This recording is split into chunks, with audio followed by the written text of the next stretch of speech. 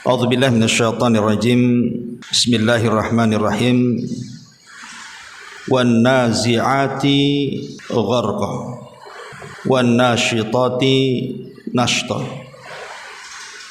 was sabihati sabha fas sabiqati sabqa fal mudabbirati amra yauma tarjufur rajifatu tatbauhar radifah qulubun yawma idzi wajifah.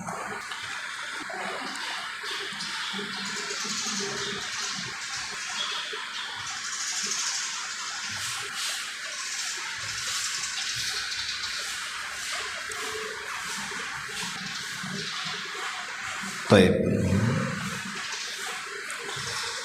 Allah Subhanahu wa taala bersumpah di sini dengan mengambil sumpah para malaikat.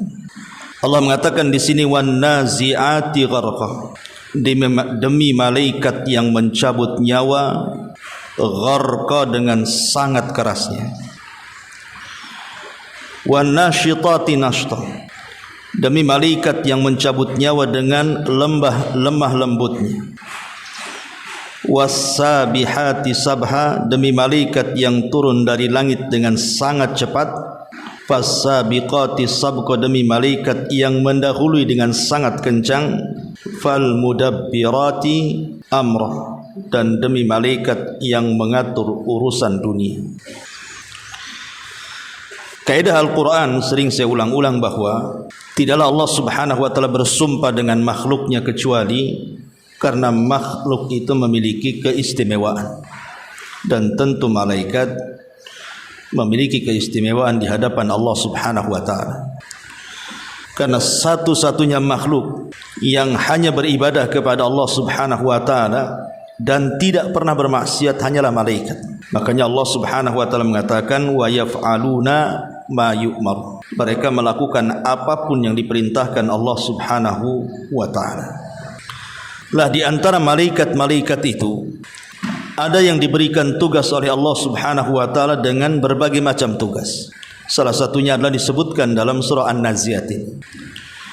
Di sini Allah Subhanahu wa taala mengatakan wan nazi'ati gharqa wan nasyitati nashta, demi malaikat yang mencabut nyawa dengan sangat keras dan demi malaikat yang mencabut nyawa dengan lemah lembut. Kita akan berhenti di dua ayat ini karena menarik untuk kita bahas.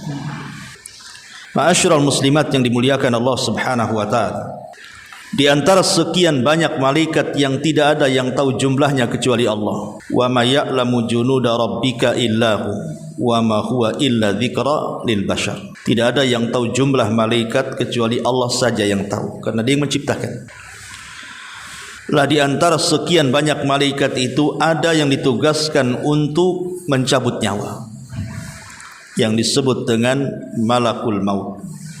Sering saya katakan bahwa penyebutan Israel itu tidak ada dalam Quran dan tidak ada dalam hadis yang sahih. Israel itu diambil dari perjanjian lama, kitab Taurat. Jadi penamaan Israel inilah penamaan dari Israiliyat.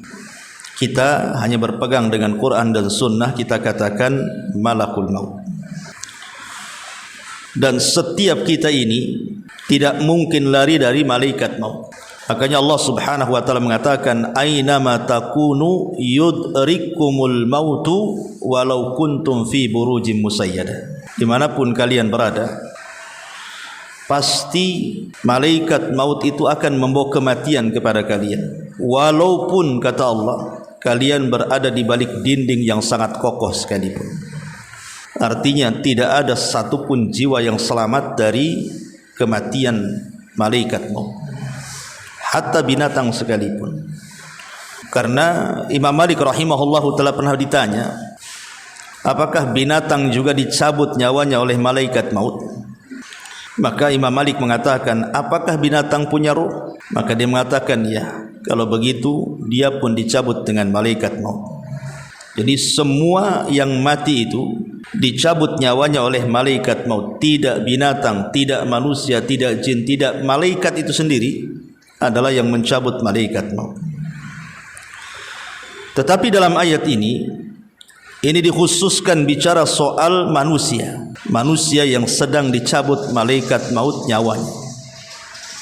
Berarti ada isyarat kepada pembahasan apa? Sakaratul maut. Di mana Allah Subhanahu wa taala mengatakan dalam surah Qaf ayat 19, "Wa ja'at sakratul mauti bil haqq, dzalika ma kunta minhu tahid." Dan datanglah sakaratul maut dengan sebenar-benarnya. Itulah yang membuat kamu lari darinya. Kenapa Allah Subhanahu wa taala katakan dzalika ma kunta minhu tahid?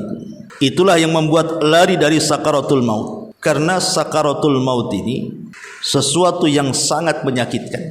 Sampai-sampai seorang ulama salaf, Hasan Al-Basri rahimahullahu taala, seorang pemimpin tabi'in, satu hari dia menjenguk orang sakit dan dia lihat orang sakit itu sedang sakaratul maut, dan dia melihat bagaimana susah payahnya orang yang sedang sakaratul maut itu, sampai akhirnya kemudian dia melihat bagaimana kematiannya. Dia pun pulang. Ketika pulang, keluarganya melihat wajah Hasan Al-Basri ini tidak sebagaimana perginya, murung. Bahkan dia mengatakan kepada keluarganya ketika keluarganya menawarkan makanan, "At-ta'amu yarhamukumullah." Silahkan makan wahai imam, semoga Allah merahmati kamu. Apa kata Hasan Al-Basri? "Ya ahlah, alaikum bi ta'amikum wa syarabikum. Fa wallahi laqad ra'aitu musri'an la azalu a'mal lahu hatta alqah."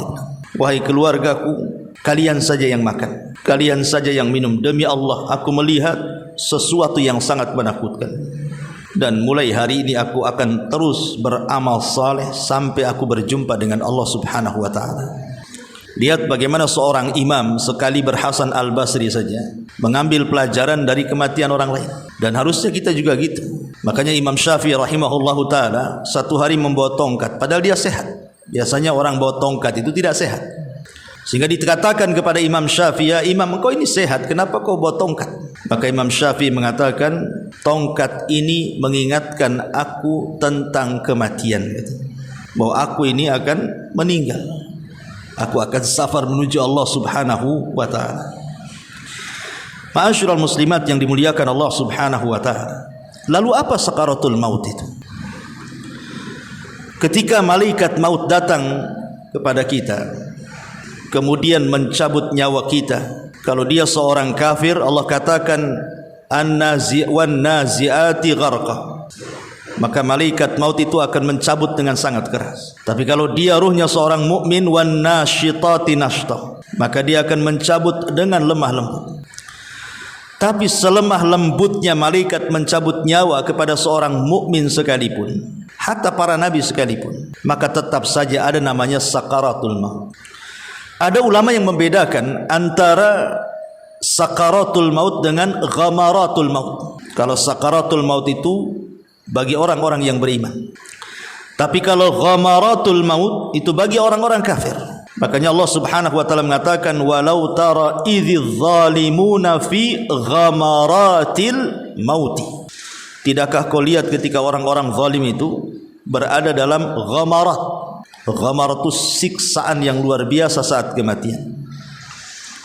Sehingga ada sebagian ulama mengistilahkan seperti itu. Kalau seorang mukmin sakaratul maut, kalau orang kafir ghamaratul maut.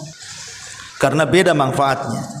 Kalau sakaratul maut, sebagian para ulama, kalau itu terjadi kepada seorang mukmin dan dia merasakan sakit yang luar biasa, boleh jadi rasa sakit itulah yang mengakhiri semua penderitaannya, bisa menggugurkan dosa. Boleh jadi itu dosa yang ia memilikinya digugurkan dengan sakaratul maut. Atau sakaratul maut bagi seorang mukmin itu untuk mengangkat derajat dia. Tapi kalau bagi orang kafir, maka ghamaratul maut itu justru awal daripada azab dia sebelum kematiannya. La sakaratul maut sendiri adalah al-alamu wal wajah. Sakaratul maut itu rasa sakit yang luar biasa. yang dirasakan dari ujung kepala sampai kaki ketika ruh itu dicabut. Bagaimana tidak sakit? Ruh itu dicabut, itu mengenai seluruh persendian dan seluruh urat-urat yang ada di badan. Seandainya saya tarik jempol ibu dengan sangat keras gitu ya, sepenuh tenaga, tentu ibu akan kesakitan. Jangankan ditarik, ada orang diurut, mungkin terlalu keras ngurutnya aja sakit kita. Apalagi kemudian dicabut, bayangkan. Jadi ruh itu terlepas dari setiap persendian manusia dan setiap urat-urat manusia. Gimana tidak sakit? Maka di sini satu pertanyaan, ibu lihat orang sedang sakaratul maut itu, kenapa dia tidak berteriak?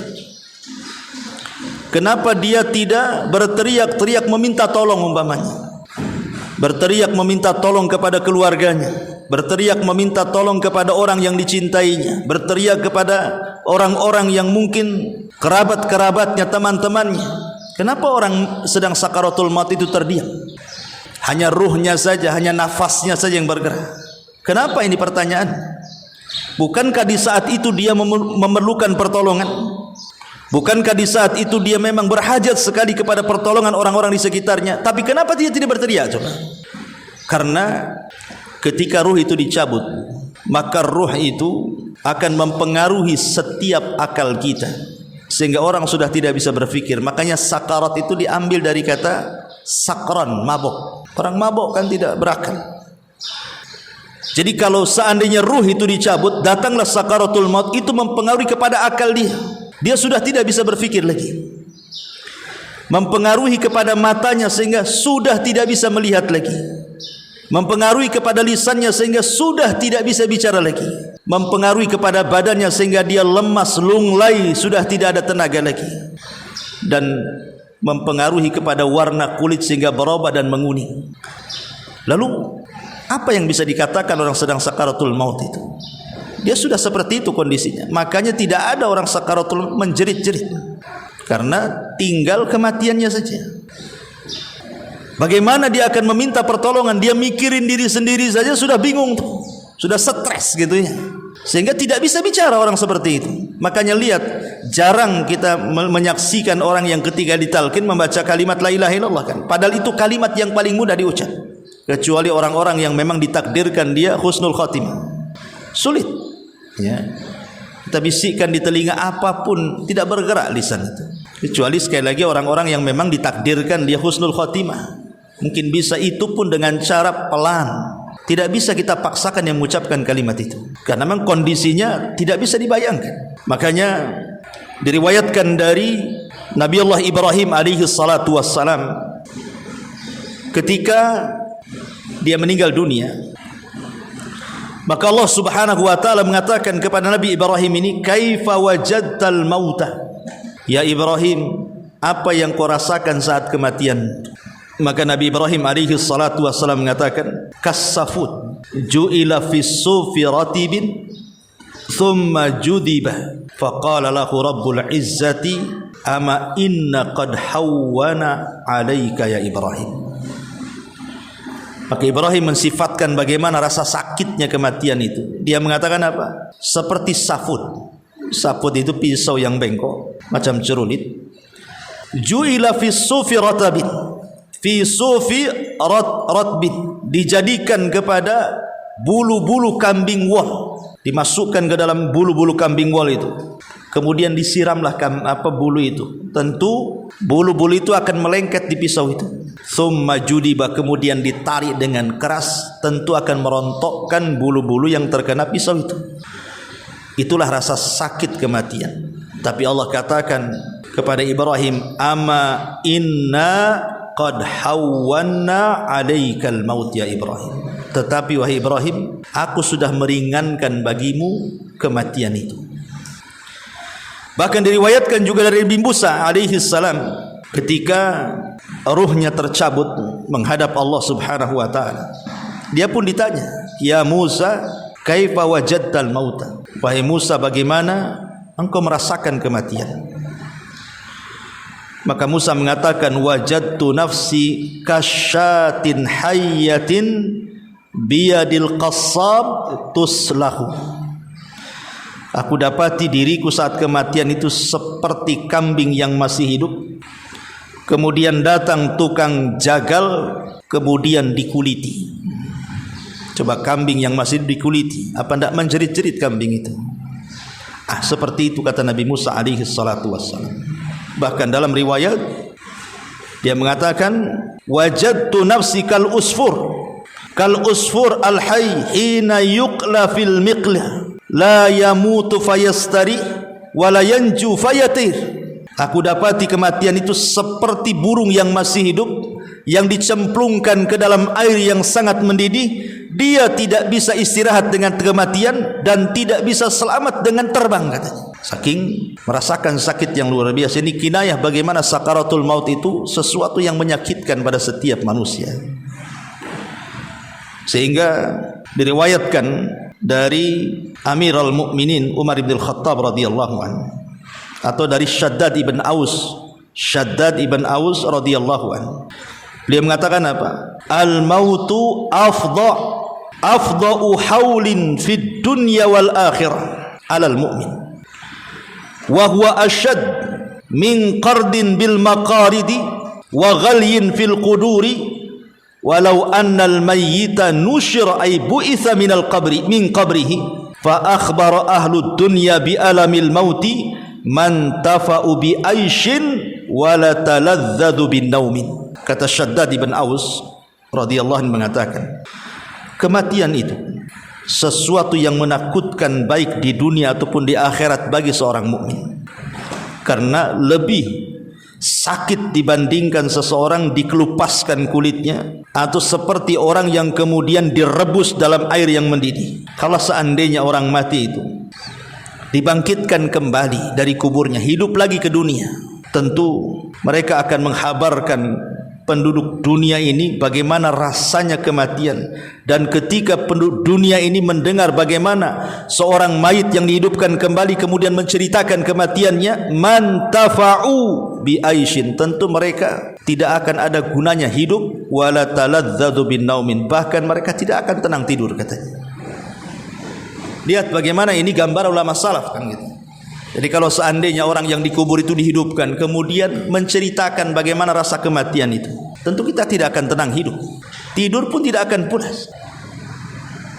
Karena di sini kata beliau, walau annal mayyita nusyira fa akhbara ahlad dunya, kalau seandainya si mati itu dibangkitkan hidup lagi kemudian menghabarkan kepada seluruh penduduk dunia bagaimana rasanya dia ketika mati itu, maka beliau mengatakan man tafa'u bi aishin wa la taladzatu bin naumin, tentu mereka tidak ada guna hidup, bahkan tidak akan merasakan lezatnya tidur karena terpikir bagaimana kematian itu akan datang.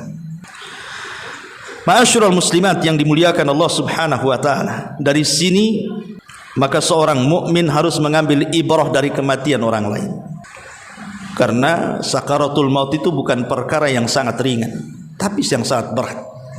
Makanya kemudian di antara ibrah yang disebutkan para ulama tentang sakaratul maut itu, yang pertama bahwa sakaratul maut bagi seorang mukmin boleh jadi itu sebuah rahmat bagi mereka, mengangkat derajat mereka, menambah kebaikan mereka, atau mungkin menggugurkan dosa-dosa mereka. Tetapi rasa sakit yang diderita oleh orang yang sedang sakaratul maut juga ada pelajaran bagi kita, bahwa Allah Subhanahu wa taala dengan kemahabesarannya mampu melakukan seperti itu kepada siapapun dari hambanya. Tidak para nabi, apalagi kita. Para nabi saja merasakan sakaratul maut yang luar biasa. Bahkan Nabi kita Muhammad sallallahu alaihi wasallam saja mengatakan kepada Aisyah radhiyallahu anha, ala wa inna lil mauti la sakarat. Ingat, pada setiap kematian itu ada sakaratnya, ada rasa sakitnya yang luar biasa, itu maksudnya, termasuk Nabi. Jadi di sini akan mematahkan setiap kesombongan manusia. Anda yang pernah congkak hidup di dunia, sombong dengan kekayaan, sombong dengan jabatan, sombong dengan pangkat, sombong dengan kecantikan, ketampanan, atau sombong dengan apalah benda-benda dunia ini, ada saatnya Anda akan merasakan sakaratul maut itu. Lalu apa kesombongan itu di hadapan sakaratul maut itu? Ma'asyiral muslimat yang dimuliakan Allah Subhanahu wa taala. Di sini Allah Subhanahu wa taala mengatakan, karena begini Buya, sebagian para ulama apabila ibu ini datang ke orang yang sedang nazak, mungkin di hadapan ibu itu ada orang yang sedang sakaratul maut, itu disunnahkan untuk membasahi kapas, kemudian dibalurkan di lidah supaya ada air masuk. Karena saat itu orang yang sedang sakaratul maut itu dia sedang kehausan yang bersangatan sehingga mengeringkan tenggorokan dan susah untuk mengucapkan kalimat. Susah, orang sedang sakaratul maut itu bicara aja susah, kering kerongkongannya, haus yang luar biasa. Makanya ambil kapas, dikasih air, kemudian dipencet di mulut supaya adalah air masuk ke tenggorokan, supaya memudahkan. Dengan itu boleh jadi dia bisa mengucapkan kalimat tauhid, kalimat la ilaha illallah.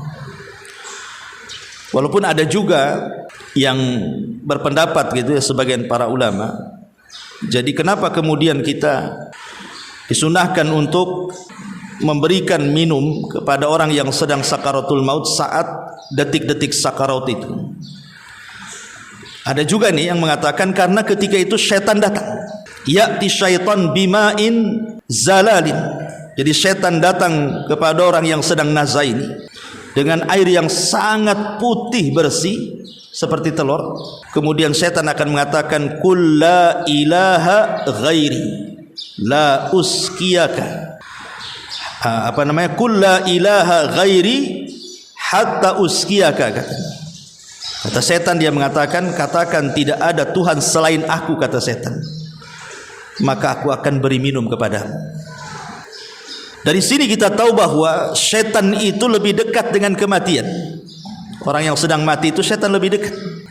Karena diriwayatkan dalam sebuah asar yang dinukilkan dalam kitab Aunul Ma'bud, di mana syaitan itu dikatakan anna syaitan la yakunu fi hali asyaddi ala ibni Adam minhu fi halil mauti. Setan tidak menggoda anak Adam melebihi hebatnya godaan pada saat orang sedang sakaratul maut. Kenapa demikian? Karena setan akan mengatakan, yaqulu li awanihi dunakum hadza fa innahu in fatakumul yaum lam talhaquhu ba'dal yaum. Maka setan akan mengatakan kepada teman-temannya, berkumpullah kalian di sini. Berkumpullah kalian di sini. Jika kalian tidak bisa menyesatkan pada hari ini, maka kalian tidak akan bisa menggodanya setelah ini. Karena dia akan mati. Jadi itu kesempatan terakhir bagi setan itu. Makanya orang-orang yang sedang sakaratul maut akan berkumpul setan di situ. Jangan sampai kemudian dia itu meninggal dalam kondisi mengucapkan 2 kalimat syahadat, atau mungkin mengucapkan kalimat tauhid, atau mengucapkan Al-Quran dan begitu seterusnya. Jangan sampai setan itu kemudian melihat orang yang sedang sakaratul maut mati husnul khatimah. Kalau bisa dibuat suul khatimah. Makanya Imam Ahmad rahimahullahu ta'ala bercerita saat bagaimana beliau saat pingsan didatangi setan, kan itu. Didatangi setan agar Imam Ahmad ini meyakini agama yang lain dan berpindah dari Islam. Dan itu diceritakan kepada anaknya. Kalau sekelas Imam Ahmad menceritakan bagaimana saat kematiannya setan datang menggoda dia supaya dia kufur, sementara dia imam ahli sunnah wal jamaah, loh apalagi saya, ibu-ibu atau siapapun, kan itu. Maka setan akan lebih banyak lagi. Inilah yang ditakutkan seluruh ulama salaf. Mereka berdoa kepada Allah Subhanahu wa ta'ala agar mereka selamat saat kematiannya. Makanya Allah Subhanahu wa ta'ala ketika menghikayatkan tentang ucapan Nabi Isa dan Yahya, dia mengatakan salamun alaihi salamun yauma wulidtu wa yauma amutu wa yauma ub'atsu hayya. Dan keselamatan bagi kedua nabi ini saat dilahirkan, saat kematian, dan saat dibangkitkan. Karena kita ingin selamat di tiga-tiganya, kan gitu. Saat dilahirkan kita selamat, tidak ada cacat, tidak ada apa-apa gitu. Saat dimatikan kita selamat sehingga kita husnul khatimah, dan saat dibangkitkan pun kita minta selamat supaya hisabnya dimudahkan. Ma'asyiral muslimin yang dimuliakan Allah Azza wa Jalla, makanya kalau ibu sedang sakit dan nampak sakitnya parah gitu ya, maka banyak-banyaklah berdoa Allahumma inni ala ghamaratil mauti wa sakaratil mauti. Ya Allah, bantulah aku untuk bisa menghadapi rasa pedih yang akan aku rasakan saat sakaratul maut. Jadi berdasarkan hadis Aisyah radhiyallahu anha, ketika dia melihat Nabi sallallahu alaihi wasallam kemudian memasukkan tangannya ke air, kemudian mengusap wajahnya, maka Rasul sallallahu alaihi wasallam mengatakan, Allahumma inni ala ghamarati al-mauti wa sakaratil mauti. Rawahu Tirmidzi. Nabi saja ini yang ngomong seperti ini.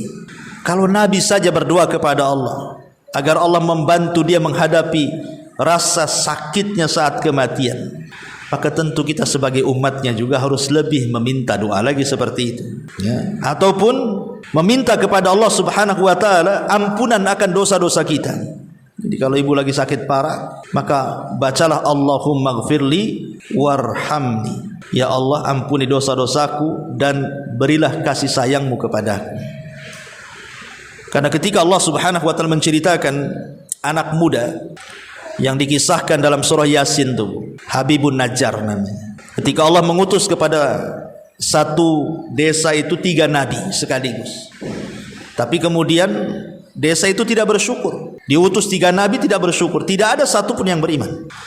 Maka datanglah Habibun Najjar itu min aqsal madinati, dia tinggal di ujung kota, langsung kemudian ke tempat di mana para rasul diutus, kemudian menasihati warganya. Ini loh 3 rasul itu utusan Allah, beriman kepada dia, tapi malah ditangkap kemudian dikubur hidup-hidup sampai mati.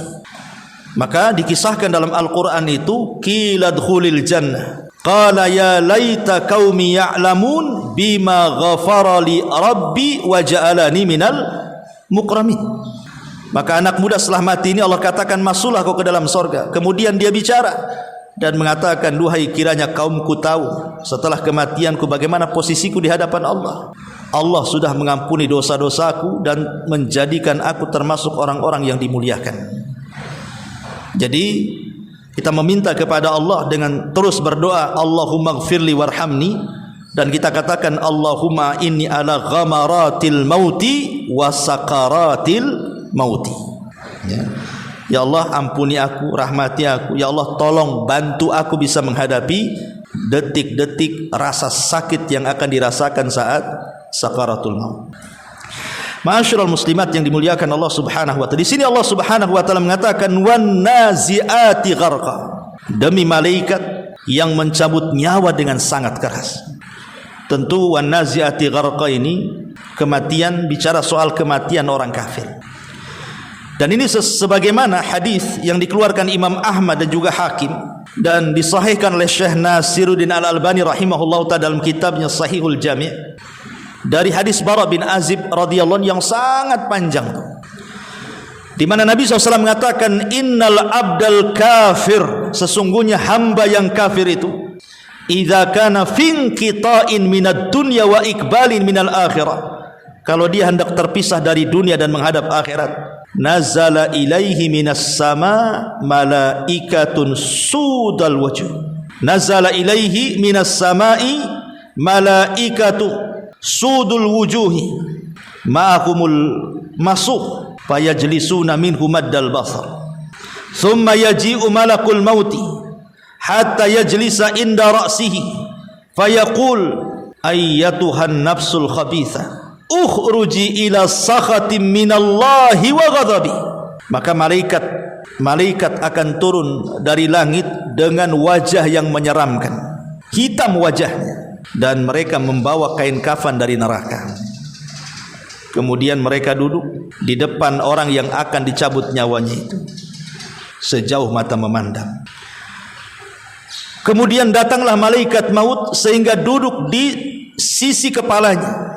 Kemudian dia akan berteriak, hei jiwa yang buruk, keluar kepada kemurkaan Allah Subhanahu wa ta'ala dan kemarahannya. Dari sini diambil faedah bahwa malaikat maut itu ketika mencabut nyawa tidak sendirian, tetapi ada malaikat-malaikat pembantu malaikat maut. Apa fungsinya pembantu-pembantu itu? Pembantu-pembantu itulah yang menarik ruh dari setiap persendian dan dalam setiap urat-urat dan tulang-tulang manusia didorong. Jadi yang mendorong ruh itu keluar siapa? A'wan malakul maut. Jadi a'wan malakil maut ini, teman-teman malaikat maut itulah yang mendorong ruh itu supaya keluar. Lah ketika kemudian ruh sudah dihulkum di sini nih, sudah ditenggorokan, disitulah tugas malaikat maut mencabut. Jadi malaikat maut itu mencabut setelah ruh ditenggorokan, cabut gitu. Karena ruh itu keluar dari mulut orang.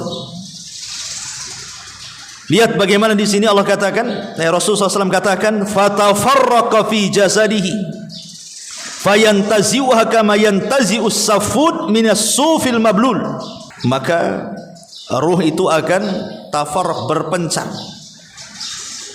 dari jasadnya, kemudian akan tercabut seperti tercabutnya pisau, seperti cerulit yang dimasukkan ke dalam bulu-bulu kambing wol, kemudian disiram, kemudian dipaksa dicabut dengan sangat kerasnya.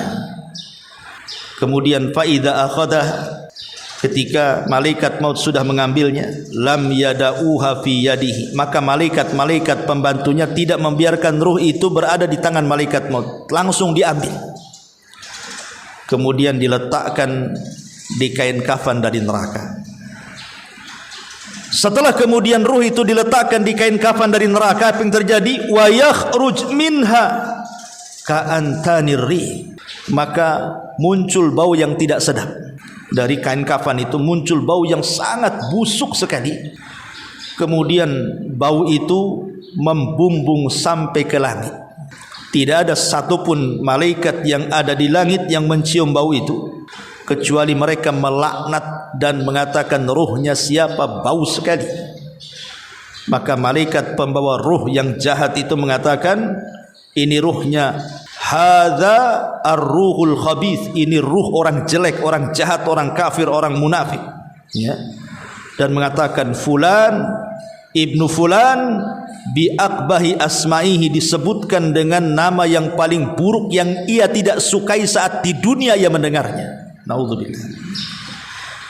Kemudian dibawalah ruh itu ke langit, tapi malaikat penjaga langit pertama tidak mau membuka. Kemudian Nabi SAW membacakan ayat, la tufattahu lahum abwabus sama wa la yadkhulunal jannah hatta la tufattahu lahum abwabus sama wa la yadkhulunal jannah hatta yalijal jamalu fi samil khiyat. Maka pintu-pintu langit satu pun tidak ada yang dibuka, dan mereka tidak akan masuk surga sampai ada cerita unta masuk ke liang jarum. Fayaqulullahu azza wa jal, maka Allah akan mengatakan, akan berfirman, uktubu kitabahu fi sijin, letakkan catatannya, balikkan ke sijin. Sijin itu ada yang mengatakan dia di bawah lapisan yang paling bawah, bukan lapisan 7, di bawahnya lagi, sudah ada lapisan lagi. Bumi itu kan 7 lapis, lah di bawah lagi itu, karena setiap lapisan itu menolak, tidak mau diletakkan catatan orang jahat ini. Makanya termasuk lapisan yang ke-7 pun menolak, makanya kemudian di bawah lapisan 7 itulah disebut sijin namanya. Letakkan di situ, gitu maksudnya. Kemudian Allah katakan, kembalikan ruhnya ke dalam jasadnya.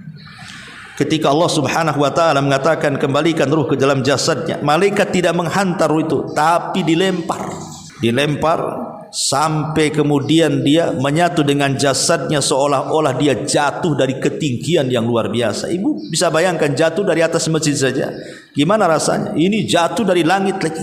Makanya ketika dia menyatu, seolah-olah apa? Seluruh tulangnya patah, seluruh persendiannya sakit, seluruh uratnya terasa luar biasa perihnya. Lah ketika saat dia sedang sakit yang luar biasa, seolah-olah jatuh dari ketinggian, tiba-tiba dibentak oleh Mungkar dan Nakir pula, dan mengatakan, siapa Rabbmu, siapa nabimu, dan apa agamamu. Karena dia ruh orang kafir, dia yang mengatakan, ha la adri, aku tidak tahu, aku hanya mengatakan apa yang dikatakan manusia saja, atau aku melakukan sesuatu yang dilakukan manusia saja, taklid, tidak tahu ilmu. Maka ketika itu Allah Subhanahu wa taala katakan dari langit, an kadzaba abdi, hambaku telah berdusta. Fafrishu minan nar, waftahu lahu baban ilan nar. Dia mengatakan, bukakan pintu, arahkan ke neraka, masukkan tuh rasa panas neraka ke dalam kuburnya. A'udzubillah. Kemudian Allah Subhanahu wa taala katakan, sempitkan kuburnya. Maka kemudian kuburan menyempit sampai kemudian terjadilah dhaghtatul qabri, di mana bumi ini kemudian melipat dia sehingga dia merasakan yang jauh lebih sakit dibandingkan jatuh dari ketinggian tadi. Karena seluruh tulang belulangnya akan retak dan dia akan berteriak yang tidak ada yang tahu teriakannya kecuali binatang saja. Karena manusia tidak bisa mendengar teriakan orang kafir ini. Setelah itu tiba-tiba kemudian datang kepadanya orang yang sangat jelek dan menakutkan. Di tangannya ada gada, kemudian dia tuli, dia bisu, dia hanya memukul-mukulkan kepala dia. Kan kata Nabi, kalau seandainya palu itu diletakkan di gunung Uhud atau diketukkan di gunung Uhud itu cukup menghancurkan gunung sekuat itu. Bagaimana kalau dipukulkan di kepala kita? Makanya kemudian ketika dia berteriak-teriak, siapa kamu ini? Kenapa kau siksa aku? Maka tiba-tiba dia mengatakan, ana amalukal khabith, sayalah amal burukmu, sayalah amal burukmu. Maka dia mengatakan, Rabbi la taqimis sa'ah, Rabbi la taqimis sa'ah. Ya Rabb, jangan kau tegakkan kiamat, di kuburan saja sudah susah, bagaimana kalau seandainya dia diseret ke akhirat? Lah inilah hadis inilah yang diisyaratkan kepada kalimat wan nazi'ati gharqa, demi malaikat yang mencabut nyawa dengan sangat keras. Kemudian Allah mengatakan wan nasyitati nashta, demi malaikat yang mencabut nyawa seorang mukmin dengan sangat lembut. Tapi sekali lagi, jangan diartikan lembut di sini tidak ada sakaratul mautnya, tidak. Tetap ada sakaratul mautnya. Cuman ketika malaikat-malaikat pencabut nyawa ini datang kepada seorang mukmin, maka seorang mukmin itu akan diperlakukan dengan cara yang lembut. Allah Subhanahu wa taala berfirman di dalam Al-Qur'anul Karim, di mana Allah mengatakan, wa innal ladzina qalu rabbunallah tsumma istaqamu tatanazzalu alaihimul malaikatu alla takhafu wa la tahzanu wa abshiru bil jannati allati kuntum tu'adun. Orang-orang yang mengatakan Rabb kami Allah, kemudian mereka istiqamah dengan pendirian mereka, maka malaikat-malaikat akan turun kepadanya dan mengatakan, janganlah kalian merasa takut, janganlah kalian merasa sedih, dan bergembiralah kalian karena sorga sudah menanti kalian yang dijanjikan Allah Subhanahu wa taala. Dari ayat ini saja kita tahu bahwa bagaimana lembutnya malaikat ini saat mencabut nyawa orang ini. Karena akan dibisikkan di telinganya, jangan takut, jangan sedih, karena Allah sudah janjikan sorga kepadamu. Dan Allah Subhanahu wa taala katakan dalam surah Yunus juga ayat 63-64, alladzina amanu wa kanu yattaqun lahumul busyra fil hayatid dunya wa fil akhirati la tabdila li kalimatillah dzalika huwal fawzul adzim. Orang-orang yang beriman, kata Allah, dan senantiasa bertakwa, bagi mereka berita gembira di dalam kehidupan dunia dan dalam kehidupan akhirat. Sebagian para ulama tafsir mengatakan, apa yang dimaksud kabar gembira bagi kehidupan dunia ini?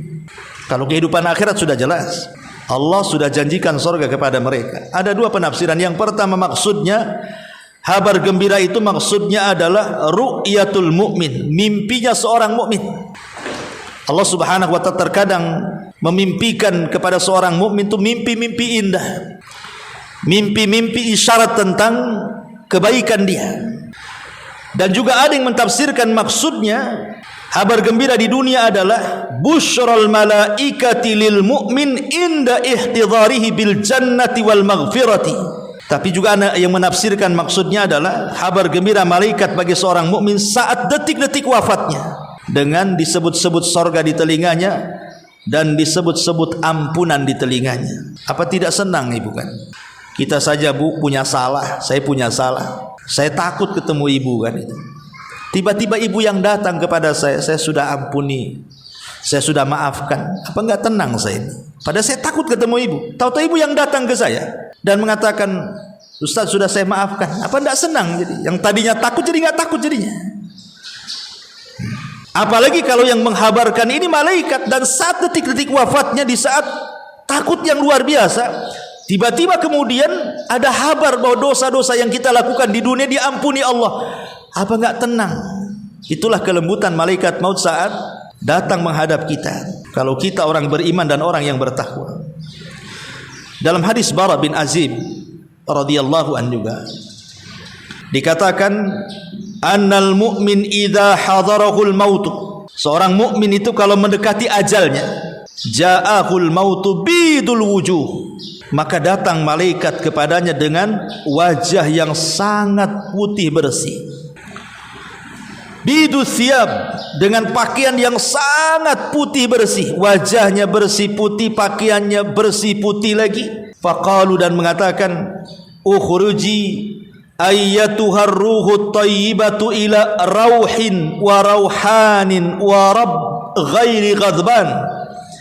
Maka malaikat ini akan membisikkan di telinga kita orang-orang yang beriman, keluarlah wahai roh yang baik, menuju kepada ketentraman dan rezeki dari Allah Subhanahu wa taala, serta menuju kepada Tuhan yang tidak akan pernah murka selamanya kepada.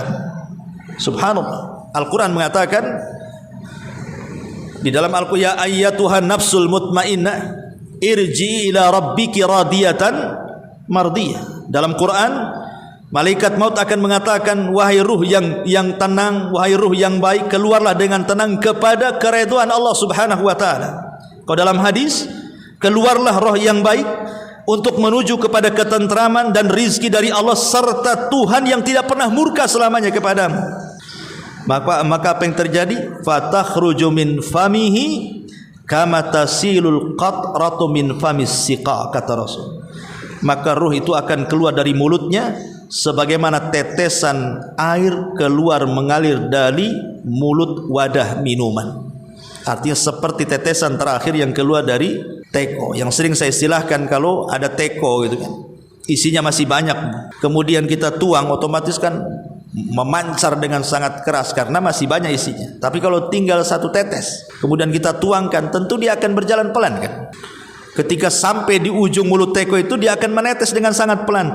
Begitulah ruhnya seorang mukmin, akan dicabut dengan pelan-pelan dan teratur. Kalau ruhnya orang kafir kan dari berbagai macam sendi, urat, tulang, nggak jelas dari arah mana dicabutnya itu, sehingga merasakan sakit yang luar biasa. Tapi ruhnya seorang mukmin itu tertib cara mendorongnya, mulai dari ujung-ujung jari jemari kaki dulu, kemudian naik ke atas, kemudian dari ujung jemari tangan kemudian naik ke atas, sehingga kemudian naik sampai di tenggorokan. Kenapa dari kaki dulu? Sebenarnya mengatakan supaya dia tidak lari. Dibuat kaki dulu, kalau sudah kaki kan hilang ruhnya, dia tidak bisa bergerak kaki. Supaya orang-orang itu kemudian tidak diberikan kesempatan untuk bertobat. Takutnya dia lari ke masjid, lari kemana, ngambil mushaf untuk ngaji, sehingga dari kaki supaya tidak lari dia. Karena saat itu tobat sudah ditutup masalahnya. Karena hanya ada dua waktu tobat itu masih diterima. Pertama, ruh sebelum sampai di tenggorokan. Yang kedua, matahari belum terbit dari arah barat, tobat masih diterima. Kalau itu sudah terjadi, ruh sudah mengarah ke tenggorokan, matahari pula sudah berbalik dari timur ke barat, maka pintu tobat percuma. Karena Rasul yang mengatakan, innallaha yaqbalu taubata abdin ma lam yugharghir. Allah itu masih menerima taubatnya seorang hamba sebelum nyawa berada di tenggorokan. Ma'asyiral muslimat yang dimuliakan Allah Azza wa Jalla, dari sini Allah Subhanahu wa taala mengatakan wan nasyitati nashta, demi malaikat yang mencabut nyawa dengan sangat-sangat lembutnya. Baik, ma'asyiral muslimat, sedikit mengenal malaikat maut.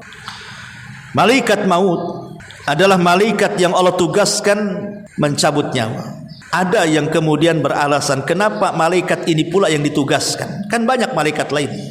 Kenapa tidak Jibril saja, tidak Mikail saja, tidak Israfil saja, atau tidak Munkar dan Nakir saja? Kenapa mesti dia yang kemudian mencabut nyawa kita? Imam Ibnu Katsir menyebutkan sebuah riwayat dalam kitabnya Al-Bidayah wa Nihayah ketika menceritakan tentang penciptaan Adam. Walaupun riwayat ini sekali lagi ini kan riwayat Israiliyat, ya, tidak ada di Quran, tidak ada dalam hadis Nabi SAW. Tapi Rasul mengatakan hadithu am Bani Israil wala haraj, ceritakan nggak apa-apa tentang kisah-kisah Bani Israel selama tidak bertentangan, sehingga kita tidak boleh mendustakan secara mutlak, tidak boleh juga membenarkan secara mutlak. Khawatir kita dustakan rupanya benar, khawatir kita benarkan rupanya dusta. Makanya Israiliyat, kisah-kisah Israel itu hanya digunakan pelezat kisah saja, tidak boleh jadikan pegangan, hanya pelengkap saja, ya. Jadi ketika Adam alaihi salam itu diciptakan, Jibril turun ke bumi, tapi bumi menolaknya. Tidak sudi kalau bumi diambil Jibril, karena dia khawatir dari bumi kemudian diciptakan makhluk yang kemudian akan masuk ke dalam neraka. Bumi tidak mau. Kemudian Jibril tidak berhasil, datang kemudian Mikail, tidak berhasil juga. Sampai beberapa malaikat tidak berhasil, kecuali malaikat maut. Dia berhasil mengambil tanah. Ketika bumi kemudian berlindung kepada Allah untuk diambil tanahnya malaikat maut berlindung juga kepada Allah untuk kembali tidak membawa tanah. Maka dia yang berhasil. Sehingga Allah Subhanahu wa taala mengatakan, karena engkau yang berhasil mengambil tanah itu wahai malaikat maut, maka kematian makhluk yang akan kuciptakan dari tanah engkau juga yang akan bertugas di situ. Maka itu sebabnya kemudian malaikat maut ini yang ditugaskan oleh Allah Subhanahu wa taala untuk mencabut nyawa setiap manusia.